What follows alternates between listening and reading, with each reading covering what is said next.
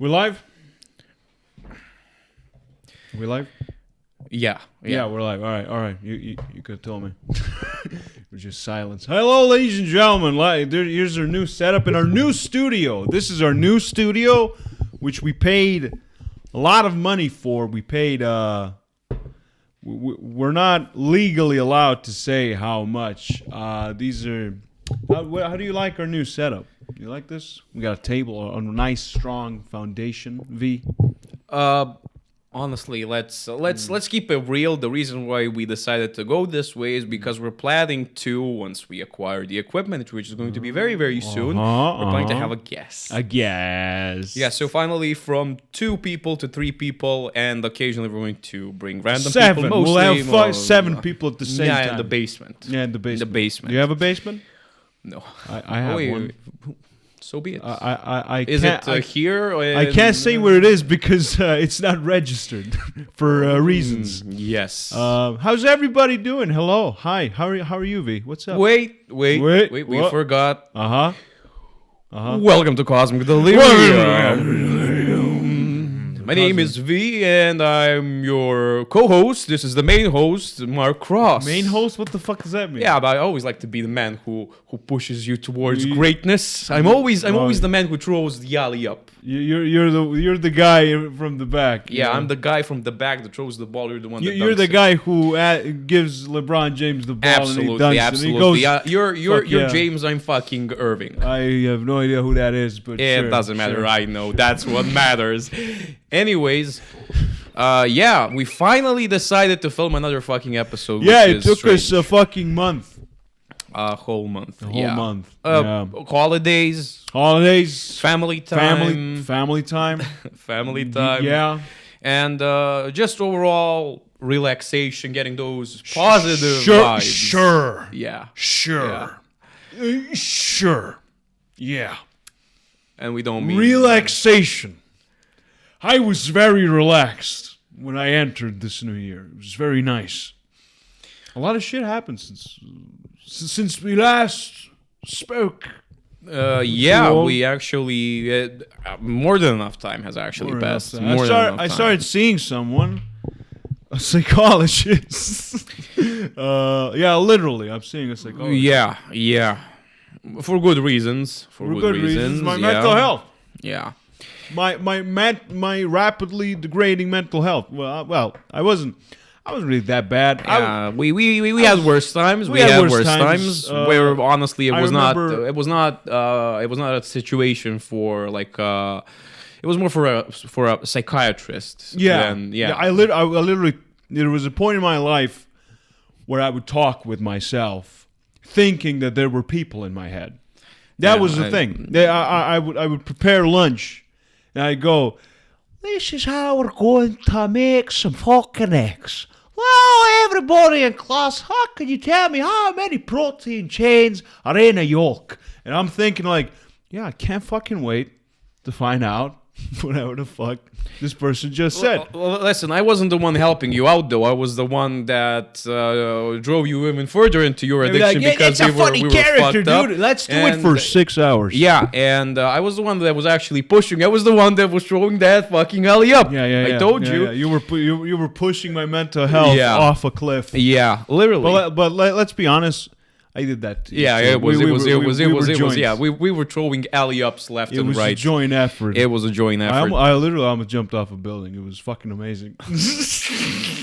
But anyways, I do... Dude, it's fucking hilarious. Listen. I decided, since we don't script these kinds of things, we honestly just talk random shit, I decided to make this a bit more related to overall the tabletop shit. Slowly. I was just about to get into suicide. Yes, I know. That's why I want to derail you from those kinds of talks. Man, he got me. That's the opposite of an alley-oop. That's like I was the one that faked down. it. I faked it, and then I went, what the fuck? Yeah. But honestly, that's why we're gonna sell you to the Toronto Raptors for $50 million. God bless. That's the only team I know. God bless. But anyways, what I wanted to tell you is those voices and things that you were like talking to yourself, which is, to be completely honest, people do that people do those kinds of things. I know. When I tell people, they go, "Really?" No, you have to have a one-on-one talk with yourself. Yeah, but no, I didn't have a one-on-one talk. I had a 1-on-5 talk. You had. It was a meeting. Like making breakfast was a meeting. Yeah, because you were fucking schizophrenic. There were alcohol, etc. Yeah, there's a lot of weed. There's a lot. I was mostly high when I was making breakfast. Yeah. Like my, you know what's sad? I would talk. I would do that for the first 2 to 3 months. I'm living like with people I've never lived with. Like one of the people that I'm living with. Like not right now. Back then, it was like 4 or 5 years ago. Like. That person became my roommate, and we almost never talked. We saw each other in high school, and then he's like 3 months into living with me. Into being the roommate. He's like used to me. He's used to Mark talking to himself and going like, "Yeah, that's the thing he does. He has schizophrenia. He's an addict. He's a schizo. He's a fucking fun. schizo. He's fun." But he's an addict. He's fun. I can't sleep at night because I'm afraid that he's probably gonna fucking shank me. I can't sleep at night because I hear him at 2 a.m. and his bed creaking because he continuously masturbates, and all you hear is. I had a picture of the last. Is it called The Last Dinner? Yeah. The Last Dinner, like a huge fucking Last painting. Supper, The Last Supper, a huge fucking painting. Like it takes up this whole wall. And Jesus just looking up, and I think I masturbate every night below it. I had nowhere to go. It wasn't like oh fuck God, man. I was like might as well, you know. And sometimes like I had a window. I had a window like in the what's it called? The fucking ceiling, and on a full moon. Moonlight would hit JJ right in the face. It would hit Jesus in the face, and he had this like gilded fucking. Yeah, it's I think it's called like an halo, halo or some shit. And it would glow, and like I'd finish, and I look up, and it'd be like, I ain't looking. Yeah, that man died for our sins, by the way, and you're. That's why I can masturbate. Yeah, so I'm going speaking back. Speaking of the railing, speaking of the railing. Speaking of the railing, yeah. I'm the one that's gonna bring this thing back where it's supposed to be. It's gonna be a short episode. It's gonna be a very short episode. I don't know how I'm going to keep this man at bay. Yeah, it's almost impossible. My parents have tried for 23 years, and now I visit them once every 2 months because we get into fights. I love you, Mom. I love you, Dad. You're great. But if I spend 3 weeks with you, there's gonna be a homicide. Let's continue. I recall. Yeah. I mean, Mark, as I'm sure you are aware, he didn't do the voice acting stuff and shit on stream. You made like two. I don't know what to fucking call them. On two stream? Different voices. Oh yeah. Well, not the stream. The video. That we're making the podcast. The fucking podcast. The thing is, you're immensely talented, and I recall when we fucking met. So you started like talking and all these different fucking voices and shit. And I was like, yeah, you should try voice acting.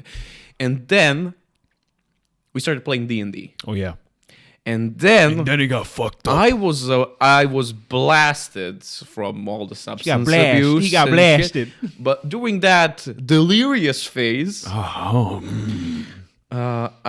finally had a clear picture of your full, almost limited potential with voice acting stuff.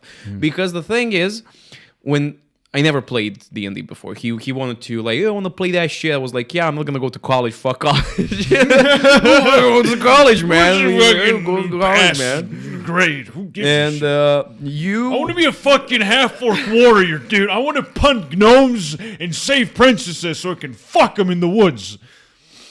More or less. What about your exam? Shut up, Mom. I'm level 6. Fuck you.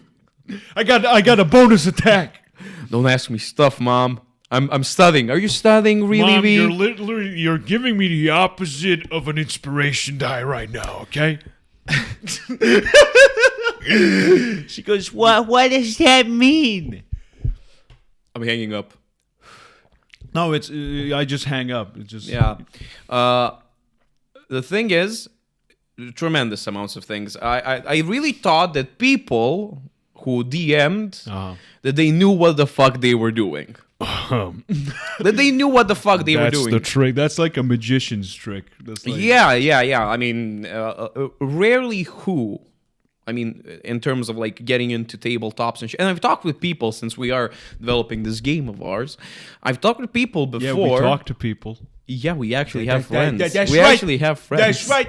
That I was like, yeah, what was your first experience with playing tabletops?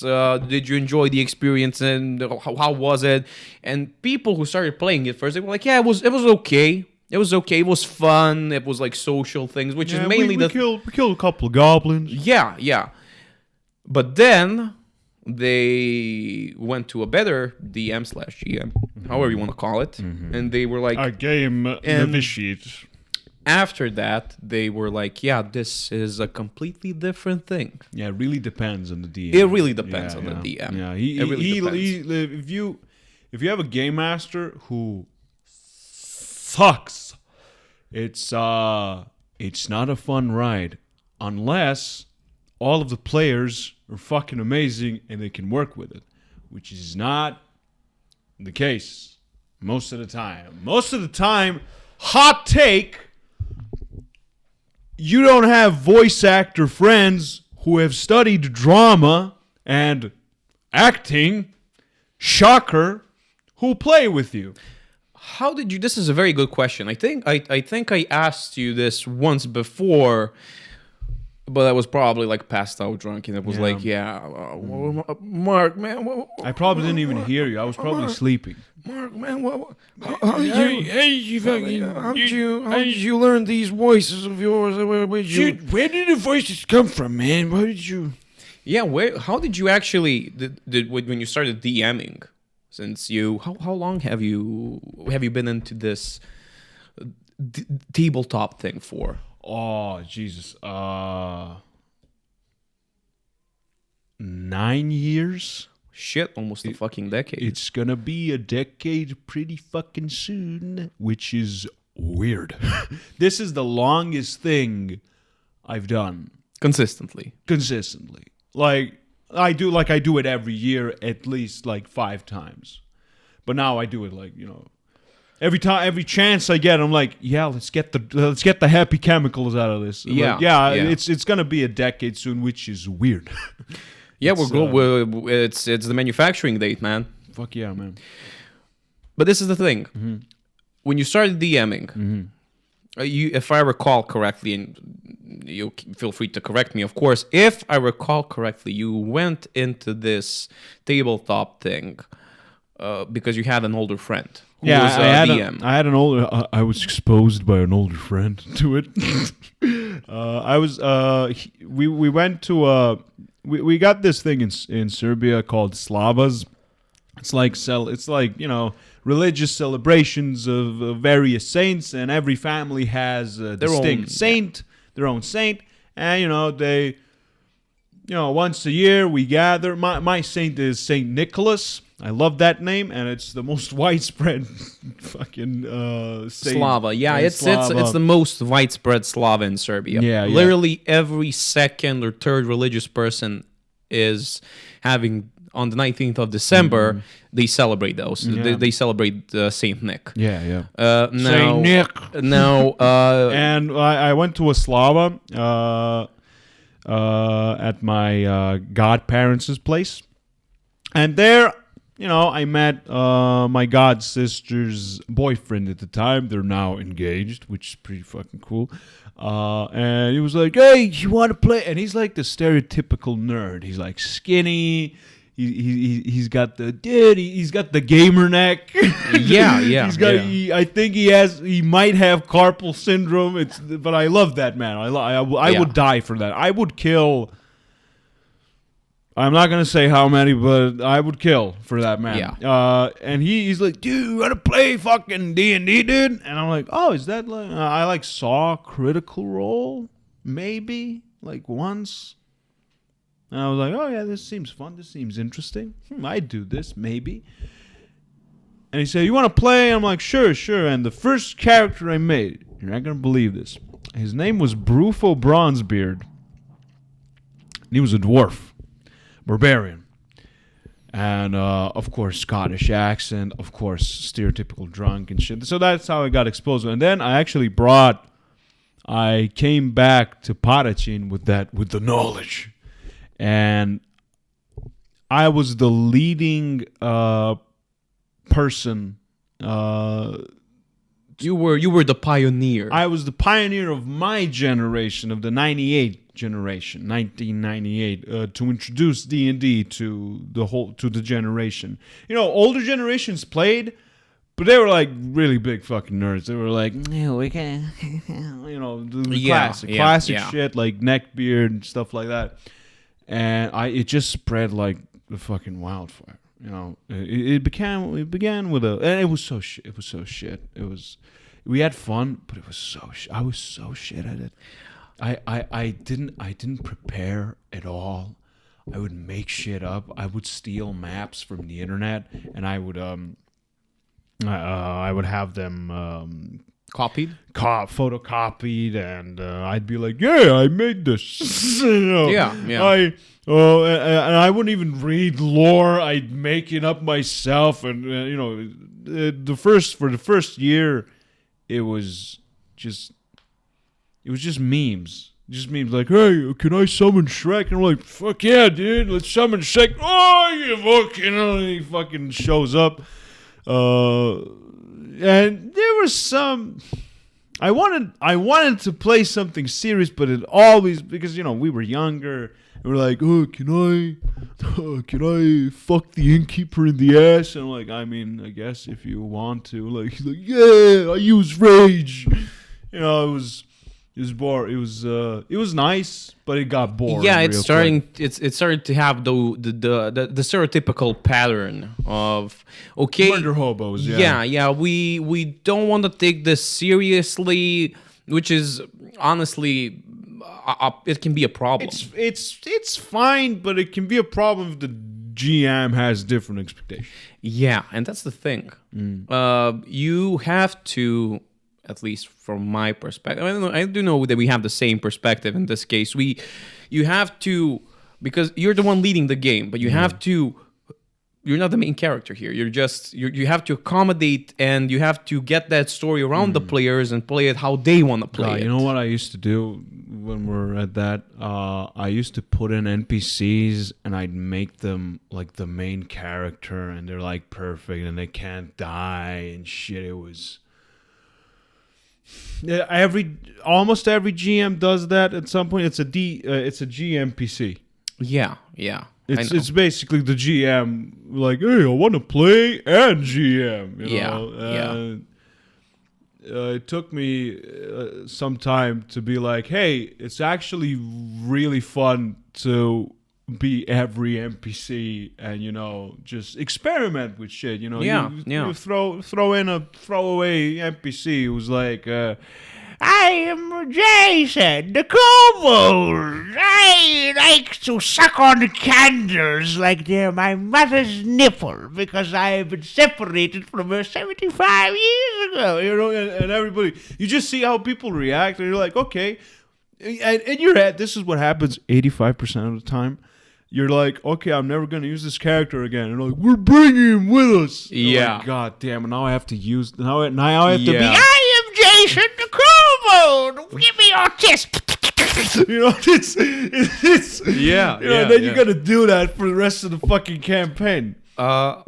So that's of course everything that you said is completely fucking true. I totally agree with that statement where you make like an NPC that's kind of like memeable, like an interesting character. Yeah. For some reason, like I created like a half dozen of characters that are like good, edgy, Complicated- killable, complicated the backstories demons, and they shit. can't Yeah, understand me, and Yeah. and always they go for the funny retarded ones. Yeah, they love Always. one. They Yeah, love those. yeah. They love those. Yeah, and that's the interesting thing. I mean, I honestly love them too. Yeah. I honestly love them too. Yeah, and a- seeing them grow as characters, Yeah, like, Jesus yeah, Christ. yeah. And they're like, and when your players like see an NPC, they're like, hey, what's up? And you're like, wow, I'm the same person literally, but when I say immediately as I start acting like one of the NPCs, they're like, "Oh shit, it's him, my boy!" Yeah, that's the boy." best. That's the best. I love part of that. it. I love Yeah. that. I love that. So to pick off where we essentially left off, you started DMing. yeah, A year full of shit and misery. atrocious. No, it was literally 2 years full of throwaway one shots and attempted campaigns, and I was still figuring out like how to rein in the players, how to be, I did a lot of railroading because I had to, and because they wouldn't, because they'd be like, hey, I got I can the wizard comes around. He's like, I can shrink a horse, dude. And they're like, whoa, that's amazing. Let's shrink this horse and try to sell it to the dwarves for 2 sessions. And I'm like, Jesus Christ. Yeah, And it's fun, it's fun. They're doing what they want. Yeah, they're doing what they want. Yeah. They're like, the world is burning. Absolutely, It's falling apart. And of course, there were a lot of. Then I started a campaign, the first serious campaign, because I sat down with them and I was like, dude, guys, come on, let's do one serious campaign, all right? Let's make it last as long as it lasts. And they're like, okay, sure. And we played we played that campaign, the 4 of us, for a year and a half. Now, in my flawed memory, combined with nostalgia, I think it was fucking amazing. But if I were to teleport myself...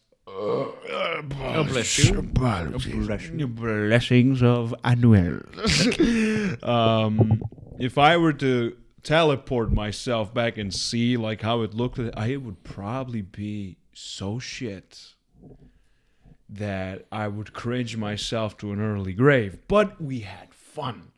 Yeah, we had fun. We had moments where we cried. We had moments where we laughed. There was a lot of laughing. I love if you play a campaign and if there's no laughing, there's not a little bit. You of didn't laughing. do your job. You didn't do your correctly. fucking You didn't job, do your right? job. Like, if you're gonna play, like, even you remember, I ran a D&D, a grimdark campaign for you. Yeah. A solo one. And it was like, it's a dark, shitty place to be alive. It's depressing. It's awful. And yet we still had time to fucking laugh because your character, who was a conservative, like, Japanese orc, a samurai and shit, figured out that even though he was part of a religious order, he could still go and bang broads, and then he could go to church and repent. That was fucking tremendous. It was tremendous. Wait, what? I can go to church and repent? And like your boss was like, yes, you can do this. This is a common practice. I do not condone it, but I will not deem you unworthy of further services. And you were like, and you took the fucking gold and you spent like half of it. Absolutely. And You gotta laugh. Most of those things. I mean, I have a reoccurring thing with my. Well, I haven't played D&D in ages, but I do adore playing half orcs and orcs. Yeah. I have a reoccurring thing when they play them. I haven't played like 1,000 characters. I probably played like four characters for orcs in my lifetime. Yeah, that's more than some people play in a lifetime. Yeah, but the thing is, I always have the same pattern, and I've noticed it when I play them. They're always inexperienced with women. Yeah. They always somehow end up in a whorehouse. Nice. and they always don't bang the chick. They cry. And they then end up banging the chick. That's you know what that is? That's probably you have an archetype of a character in your head and you haven't fully explored it and it keeps reoccurring. Yeah, I know what's the funny thing about that? I mean, an orc or a half orc. Yeah. A muscular race, a masculine race. That's always like war, fighting, always have to assert honor dominance and shit. And then he goes to a fucking whorehouse and he turns into like a small child. Yeah, and he's like, I don't have to. You don't have to be strong in here. Yeah, absolutely. And that's It's okay, baby. I like a gnome. It's okay, baby. She's like relieved. Like Jesus Christ, this would have been. I don't get paid. atrocious. I don't get paid enough to get dicked by an orc. Okay? Yeah. And that's the thing. Now imagine dicking a gnome. That would be like Jesus. Yeah. How would it fit? I don't even want to think about Like there's it, people honestly. who are really like, yeah, I'd love to have a gnome girlfriend, and they're like 6'9". But to continue, how was, for example, if we have a person that somehow manages to run into this podcast, they are a new GM or they're developing as a GM/DM, and they don't have like a mentor. For example, when I started DMing, because he introduced me into the tabletop community, into the tabletop shit, I picked up a lot of useful things. I picked up, and I didn't like steal it. I stole most of it, but I added things on top of that made me stand out and be different than you. Yeah. But he didn't self-develop. Like, he didn't start from scratch. Starting from scratch. It's real. I can only imagine. It took me 4 to 5 years to legitimately, maybe 6 years. It took me like 5 years to say like, oh, I'm kind of good at this. Like I'm not the shit, but I'm kind of self-confident. I got my moments. I can do I got my moments. I can make my players laugh. I can make them remember at least 2 or 3 scenes after like years of playing. I can make shit happen. You know fucking like the for self-made DMs, it's gonna be a hard road. You're gonna have so many shit campaigns. You're not even aware. You're gonna have so many NPCs who are shit. So many stories who are shit. And don't obsess over it. Obsess over it a little bit because it does force you to do quality stuff.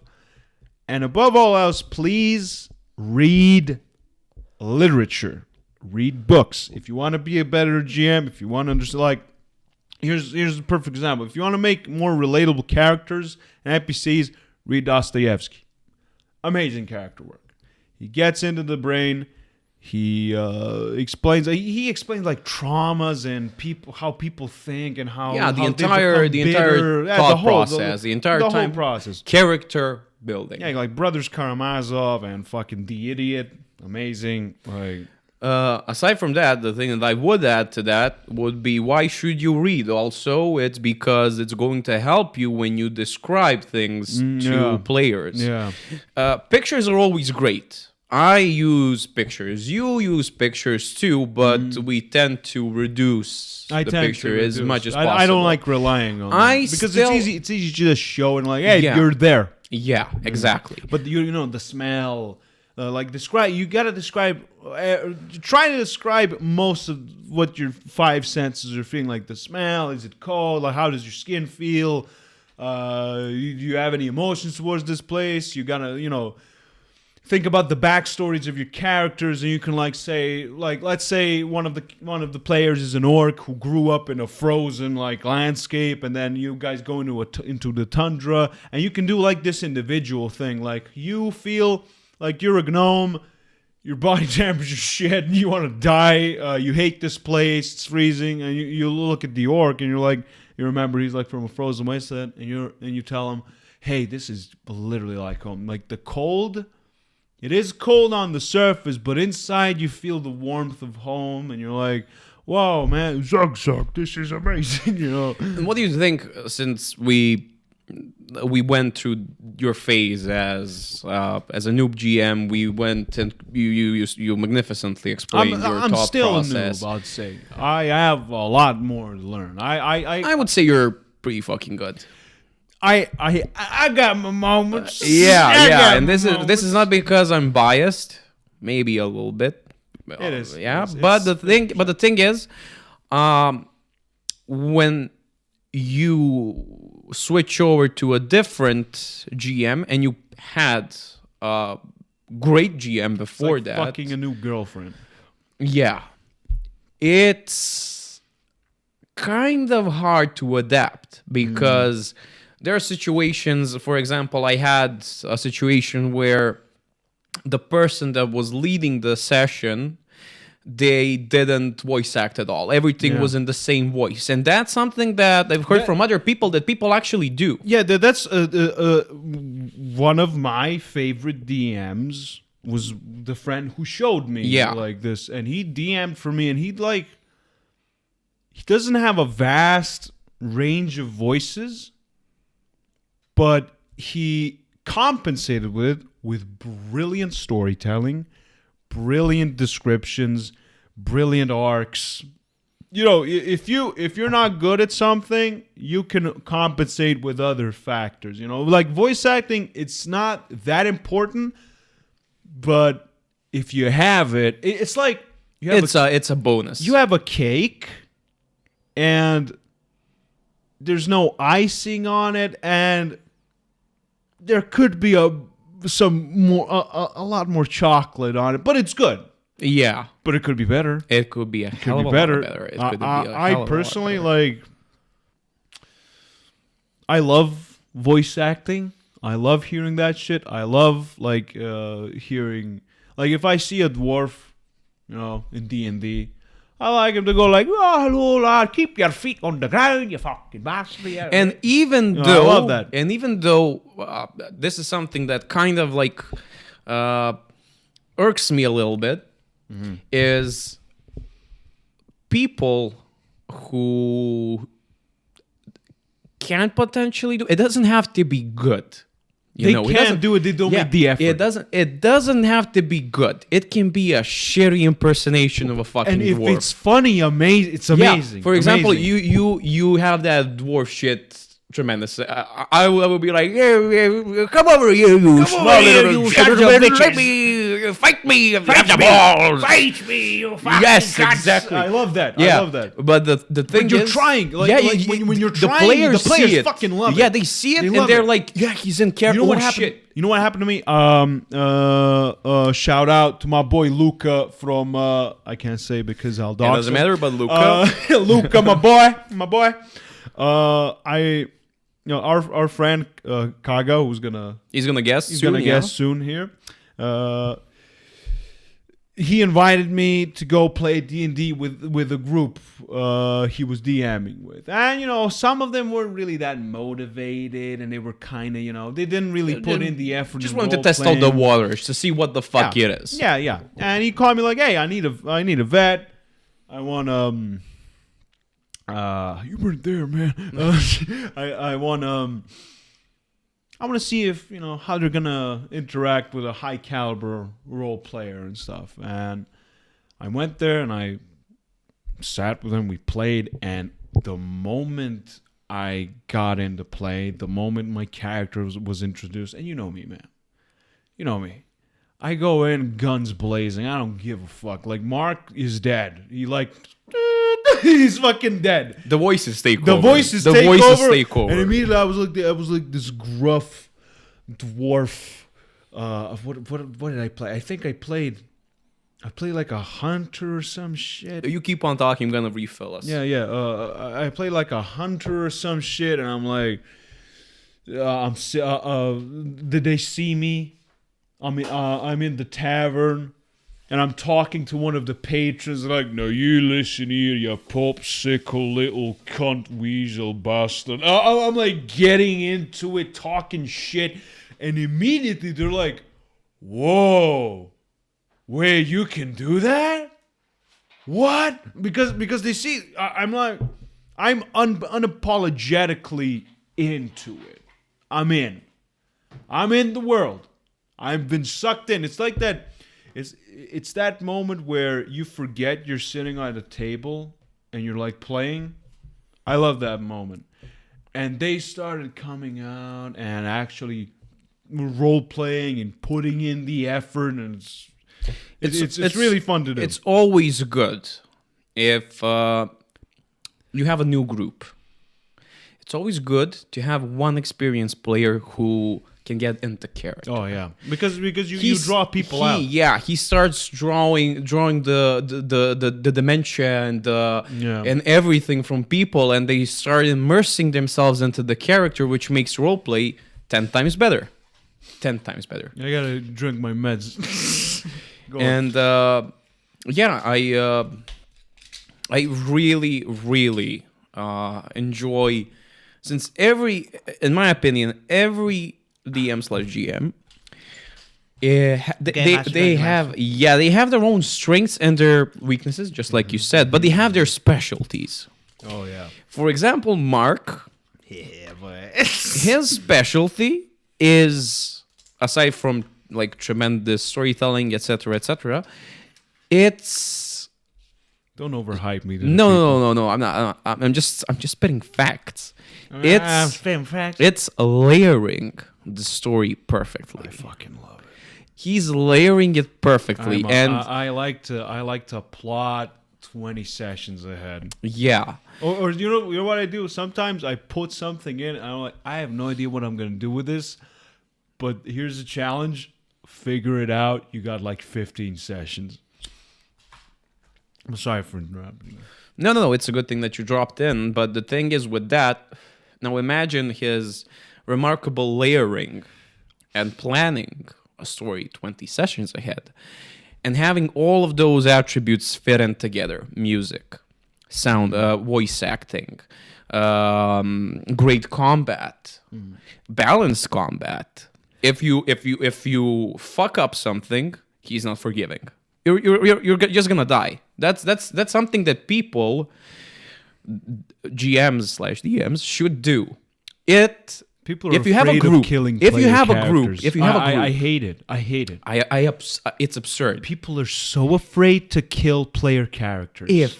If you kill out of like a group of 4 people, 4 players, if you kill like 1 player or 2 players or 3 players, it's such a shock. It's gonna do such a tremendous character building. It's just a wake-up call. On the survivors, tremendous character building. Yeah. It influences the story in beautiful ways. It influences the story, the villain that planned that shit. But that people react negatively to death because we're humans. We're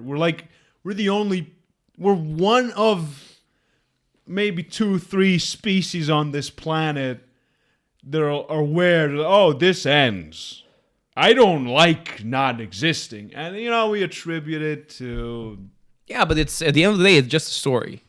It's a story. And you're playing... It's just like... it's playing Dark Souls, but at that extreme difficulty where when you die, you die. Yeah. You're dead. You're dead. Finito. Yeah, but, you gotta give the players a chance to prep, and when they prep, don't cuck them. Don't be like, they prepped, I'm gonna make it harder now. No, leave the difficulty there.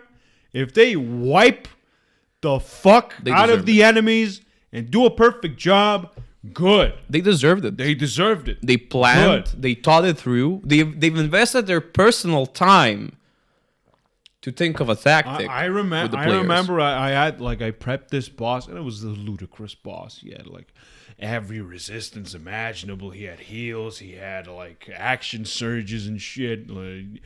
Massive damage, massive health. And I told him we're gonna have a session before this where you as players, as your real selves, are gonna sit. I'm going to show you the stats of the boss. and you're gonna make some plans how you're gonna kill this motherfucker. Yeah. And you're gonna ask me questions, and it's like they're planning, they're getting frustrated, they're yelling, they're this and that. I'm just sitting there and I'm answering questions, and they killed him in the end. Half of them died, but it was amazing. Yeah. Like one of the players died in the first round. Yeah. And the look on everybody's face when I ripped that fucker's spine out, which I love killing. I love it. I get into it. I'm like, fucking. Yeah. I let out 3 years of frustration when I kill a character. Yeah. And when that person died, everyone else at the table was like, okay, this is not gonna be real easy now, is it? This is for real, dude. And when they won, the scream, like I don't think I can replicate that again. I need to have a campaign of 3 years because of all the buildup and all the payoffs. And when they killed that last big evil guy, it was just. Whoa, my fucking God! Just pure because there was tension. Yeah, there's tension not only for the whole campaign, and then 6 hours of combat. Which, by the way, D&D, a hell of a lot. You waste so much time. The Wizards of the Coast. I've seen a lot of people talk on the internet like, how do we speed up combat? Why does every combat last 3 hours and shit? And then people blame players that why the combat lasts so long. Yeah. Which I'm gonna tell you right now, people, it's bullshit. It's bullshit. Combat can be pretty quick, but if you have a turn-based system where this is Jim. Jim is standing here. This is Barry. Jim called Barry's mother a cunt. They roll initiative. And it's like, Jerry plays. And it's his turn. And Barry is standing like this, not reacting and doing anything. And they're just... The only the way... other one, it's going to be slow. Imagine for 6 people. Yeah, my opinion on D&D in that department is if you want to speed up the combat, it has to be extremely deadly, both for the boss and for the players. Boost in the damage. In terms of damage. You can't use a 1d10 plus 2 sword for 10 levels and expect the combat not to last fucking 6 hours. Yeah. But in that department, you do that, and you make a pretty good boss that has reactions and shit. Yeah. And you're gonna kill the players easily. Yeah, you will. And that's it. And that's the flaw. But enough about that. We won't talk about that. That's an entirely different topic. I can shit on D&D for 7 hours. I can talk good about it for 3. This is the thing now. What I'm interested in is what are your thoughts in general about overall that self-improvement, aside from like, what would you tell new GM/DMs? How aside from reading, of course, how should they improve? You have much more experience than me, and I've watched some videos on YouTube, but not that many, because they're kind of helpful, but more or less it's like, I listened to some of Matthew Mercer's advice. Some of it was helpful, most of it not, because I didn't want to run the kind of campaign that his style supported. You have to figure out for yourself what kind of campaign you like to lead, so you're gonna have to challenge yourself. Go and do a detective one. Go do a Cthulhu one. Go do a grimdark one. Do a save the world. It's important to have your first save the world campaign, because once you have a save the world campaign, you can do a second one. After the second one, it's gonna get boring. Yeah, I agree with that statement. Totally. It's gonna get boring, and that's your growing up phase with tabletop RPGs. There's people who have been playing for 15 years, and we're still doing let's save the world kind of campaigns. Which I hate to break it to you, there is no saving the world. Like in real life, like I'm not saying you should make it realistic and all, but there's, when you think about it, you know what kind of people save the world? Not like heroes and shit. Like, here's a perfect example: the guy, that Russian guy, that military official, that was like in a nuclear submarine. During the Cold War. Oh yeah, he prevented. Yeah, he made the call not to press the button. He was like thinking, if we start this is gonna be like, fucked is this up. They picked up something on radar, which I think it was like some radio, something from the sun. There were sunspots, and they thought, oh shit, nukes are being launched on Russia. So holy shit, what do we do? That's what a hero looks like. Like, he's not making tough calls. That's in real life how saving the world looks like. Not you don't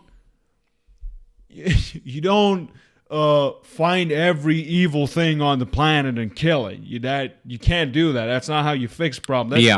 But you can do. Here's an example. You can do a story about people who are trying to save the world, but end up making it 10 times worse. Now, that happens a lot. That happens every fucking day. That is fun. That is interesting. That's like the human, like George R. R. Martin said, the human soul in conflict. Like, in A Song of Ice and Fire, the game, the Game of Thrones books, there's like, there's a witch of a fire god that's like, hey, we need to prevent the long night, and we need to prevent the White Walkers from destroying the continent and civilization. We need to give a sacrifice of king's blood, like royal blood, to the fire god in order for him to help us and discover who the chosen one is, the Azor Ahai. Yeah. Let's grab the kid. Yeah. Let's grab the fucking kid. Saving the world. You know how many kids died on this planet this century for saving the world? A lot. Yeah, I mean... that's the type of shit I've started to love. Because it's realistic. It's realistic, and it makes sense. Because we do horrible things for good causes. Horrible things. I do completely agree with that. And I'm just going to jump back real quickly on my opinion about saving the world kind of thing. Saving the world kind of thing, it can be extremely fun for a first ride. Because you are diving into this new territory. You have to create this tremendous villain that has his own motives and shit. He has to have his discovering the hero myth. Absolutely. And now players who play it for the first time, they're also going to be pretty much hyped. But the problem with that is, in my opinion, in general, is that not only is that like personally around like, let's say, like if you play the campaign for like 4 or 5 months, it ends up being, I won't even finish it. It bores me way too quickly. Oh, like saving the world. Like saving the world.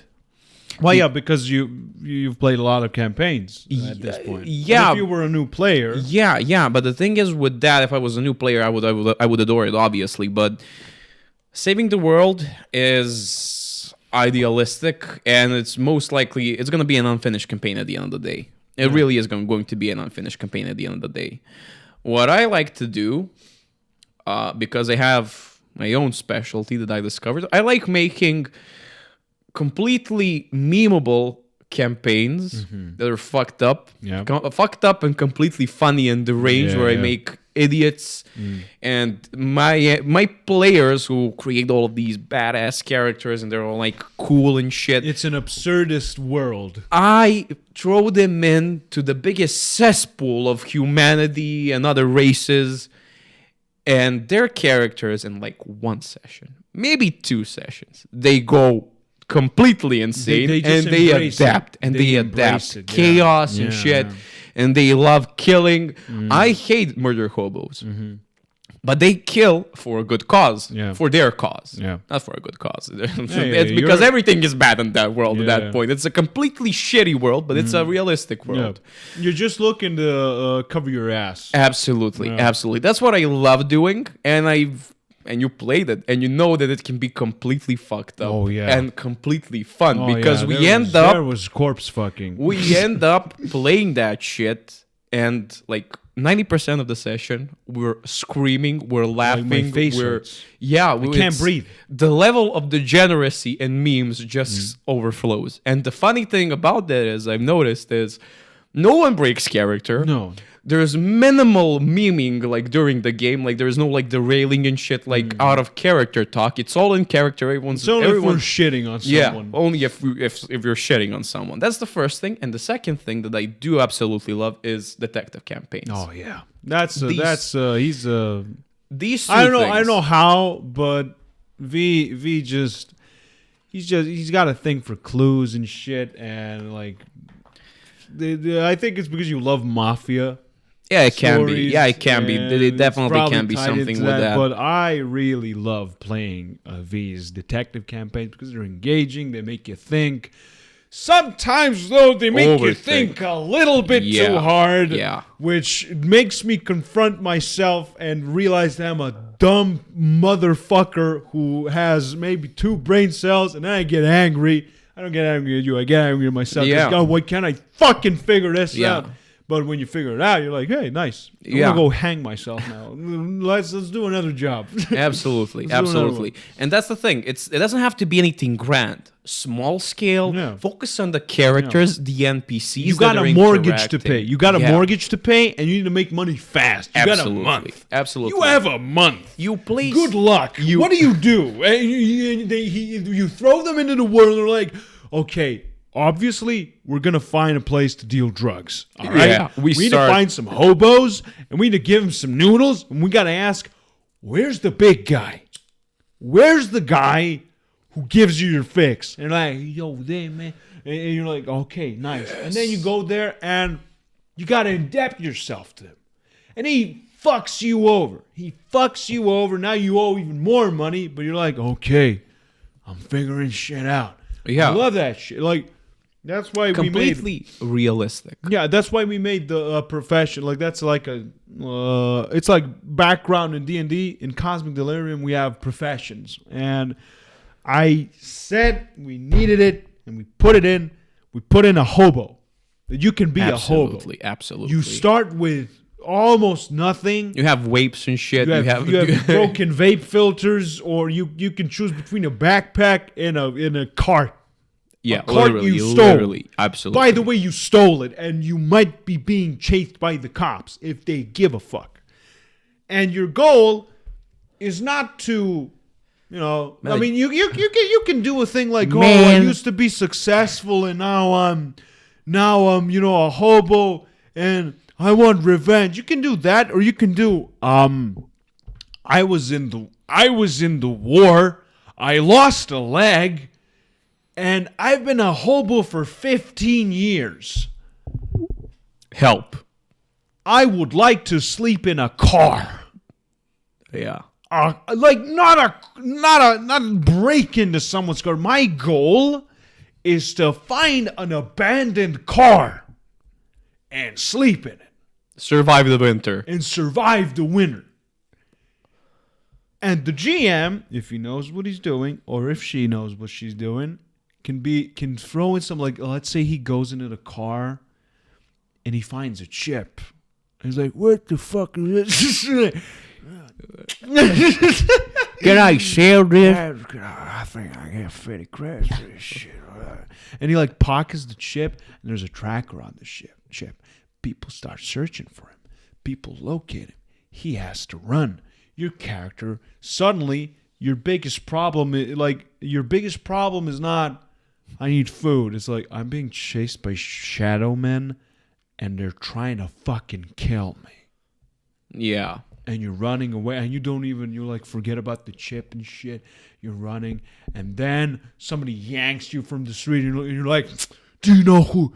Do you know what you've done?" And you're like, "Man, I swear I didn't do it, officer. I didn't do it. Like, come with me if you want to live."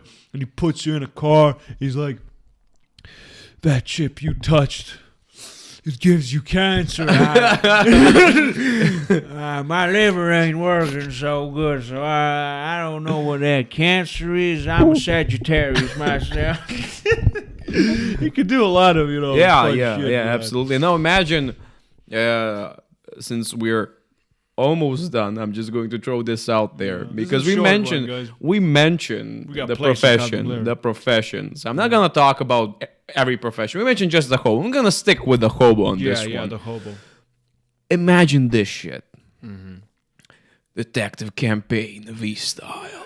Yes. We go into this planet where you have numerous big cities and everything, and there's this like small village where your characters all like meet and stuff. You created to be sort of like a serial killer, for example. There's a serial killer that started killing in the city, and there is a pattern on the map that the police notice that he is slowly making his path towards south. And they gather all of these detectives and stuff, and they send them the coordinates. Go to this village. Go to fucking Workenstein and Schachentegen. Go there, meet up. All of the best people will be there. And the everybody's like cool and shit. Yeah, the tremendous minds. All of the best private eyes detectives, best ever. And you have a fucking hobo there. Yeah, you need to get a guide. Literally. And you go there. And you find out the guide is a hobo. Like, "Hello, fellas. I heard y'all need some help." Like, absolutely. Excuse me, who are you? My name's Bobo. Do you need money? I always need money. You know me, friend. I'm going to show you the premises where the murder took place. And he becomes part of the group. He goes in, he like sniffs the corpse, like, "Yeah, that's the stabbing. That's the stabbing. I can smell the steel, the oxidation. I can smell from a mile away. You got smokes? You got some smokes, man?" He takes the smokes. He doesn't smoke. He pockets them. He's gonna sell them. Yeah, absolutely. He's gonna sell them for 5 copper. Yeah. That doesn't exist, but he sells him somehow for copper. He thinks copper is still being used, even though cryptocurrency is taking over. "I'm gonna make this in an NFT. I swear, I'm gonna sell this for $500,000, and then we're gonna be set." And then he forgets to sell. He falls asleep in his own vomit. And now imagine this: he sticks with the group. He's a part of the group. He doesn't necessarily have to be a player. He's a drifter. He's a drifter. And during the mission, if they go to another city, he's just there. He's just there. They're like, "Hey, what the fuck?"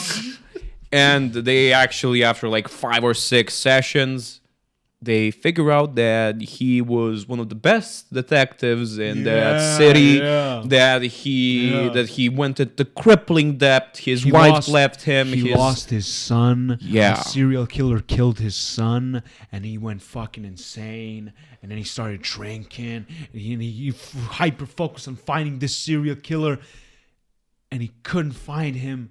And then they actually found the serial killer, but he killed himself. And he's like, "God damn it, I didn't get my revenge. Fuck." And then he started drinking and stuff, and then he got fired, and he became this urban legend, and you're like, whoa, shit. Yeah, and they figured that out, and what I like to do at the end of that show is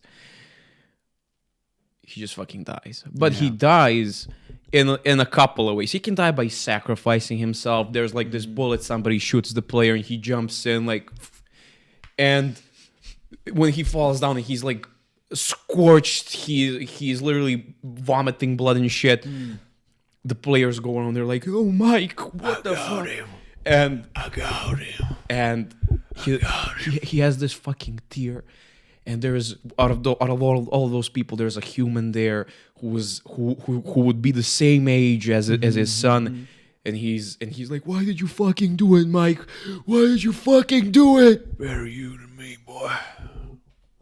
Take care of yourself out there. We had a good run. We had a good run, kid. And he fucking dies.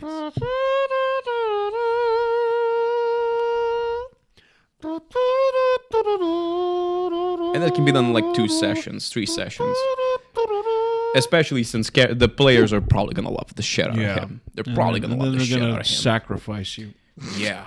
And that's about it. We talked about hobos sacrificing themselves. We talked about D&D, and ladies and gentlemen, thank you for coming. This is a short episode because we got shit to do.